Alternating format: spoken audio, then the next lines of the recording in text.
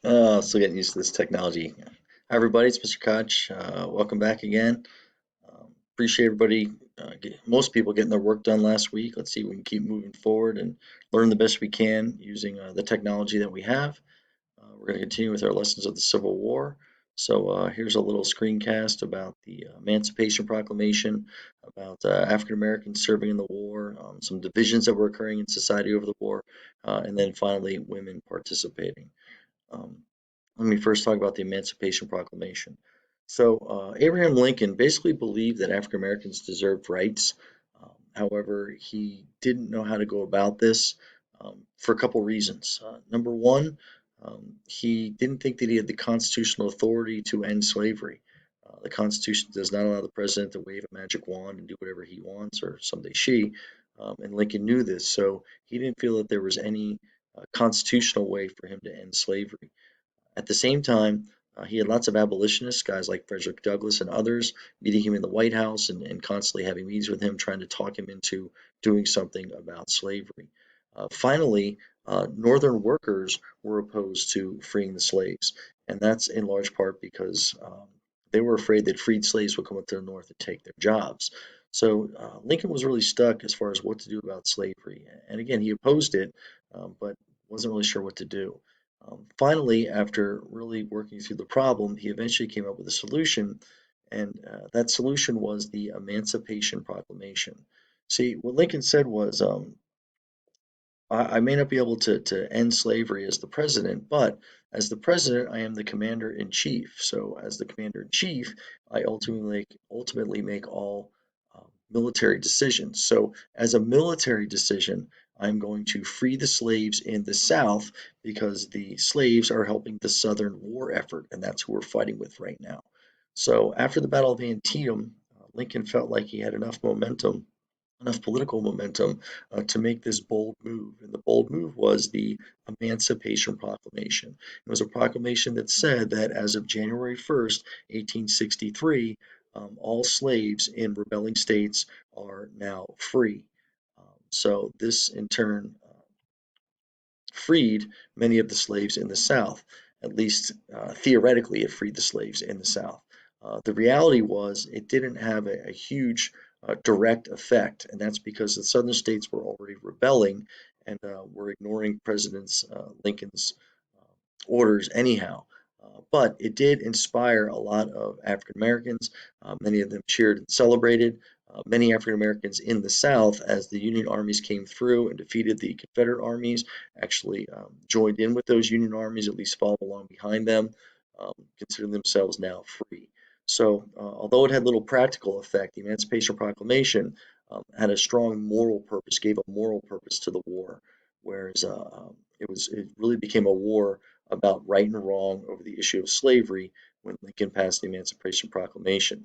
Um, Keep in mind, though, it wasn't perfect. Lincoln did not free all the slaves with this proclamation. We still had four slave states in the Union, and all those slave states maintained their slavery because they were not slave states in rebellion. It would take us till the end of the war and the ratification of the 13th Amendment to the Constitution to officially end slavery. Um, After the Emancipation Proclamation, or actually part of the Emancipation Proclamation, enabled African Americans to join the Union Army. Many African Americans flocked to do so. By the end of the war, some 180,000 African Americans served. Probably the most famous was the 54th Massachusetts Regiment. Um, that's the image you see at the top there. They led a famous attack on Fort Wagner, I believe down in South Carolina, where a majority of their regiment was killed, leading the rest of the army in this decisive battle to capture this fort in, in South Carolina. But the idea was that uh, although they weren't even allowed to fight at first, eventually, when African Americans were allowed to fight, they proved themselves equal to whites. And many people had their minds changed about African Americans because they proved themselves just as tough and just as brave as white soldiers. And in fact, in some ways, they were even tougher because oftentimes they still faced discrimination like less pay and worse equipment and worse jobs, certainly early on during the war. So that's kind of the Emancipation Proclamation, the effect that it had on African Americans and their effect that they had on the Civil War, as well as in the fighting itself. A little bit of a review. So the impact of the war on people. We'll talk about the total numbers at the very end, but you see here some stats on the battles that occurred, um, and how bloody those different battles were, as well as how people died. What I kind of want you to notice here is that 224,000 Union soldiers and 164,000 Confederate soldiers died of disease, because disease was actually the number one killer of soldiers, not bullets or bombs like you might think. More soldiers died of diseases that were spread throughout camps. Particularly deadly was prison camps. If you were captured during the Civil War, there's a pretty good likelihood that you might get sick or die in those prison camps, especially as the war went on, and especially in the South. Because as the South became more and more destitute, more and more without supplies and stuff for their own soldiers, they weren't going to quote unquote waste those supplies on Union soldiers who were captured. Probably the most famous camp in the North was a camp in Ephrata, which was up in New York, where if you got sent there as a Confederate soldier, there's a pretty high chance you would die. Down in the South, there was a famous camp called Andersonville in Georgia, I believe.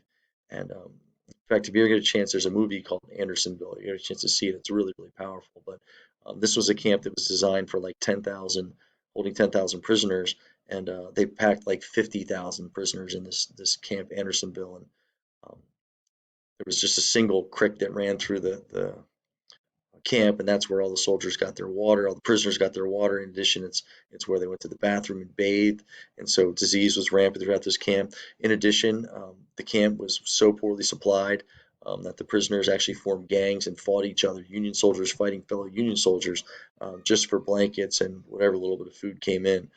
So prison camps were really deadly, and Andersonville probably the most one of the most famous deadly prisons of the Confederacy. In fact, the commander that ran Andersonville was the um, only Confederate commander to be brought up on war crimes charges because of how poorly treated the prisoners were in um, in Andersonville. So a little bit more about the war affecting society. Up in the north, people that opposed the war, we called those people copperheads. A copperhead is like a poisonous snake, and they became controversial, of course, when they started speaking out and saying they disagree with the war, and seeing the South side.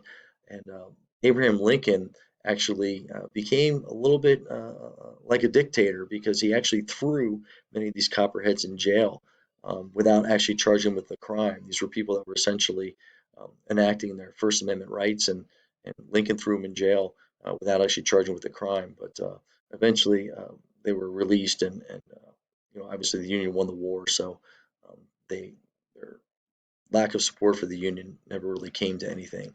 Also, splitting up society was the drafts. As the war went on, and both North and South had a harder time getting soldiers, they both turned to a draft. Drafts is forced military service. So you see that wooden barrel there. You put your name in that barrel, and then the authorities of the government, if they pull your name out of that barrel, then you're going to go fight. So this is a draft. You have no choice. You don't fight, you go to jail.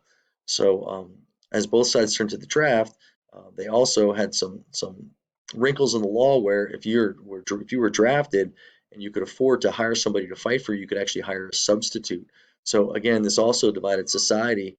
Some people calling it a rich man's war, but a poor man's fight, because wealthier people could hire substitutes to fight on their behalf. And so the whole draft and substitute issue then led to riots, probably the most famous, which occurred in New York, as uh, people rioted over the draft. Hundreds of people were killed and injured, and even many African Americans living in New York were attacked and being blamed for the whole thing. So the draft was very divisive of society, both North and South.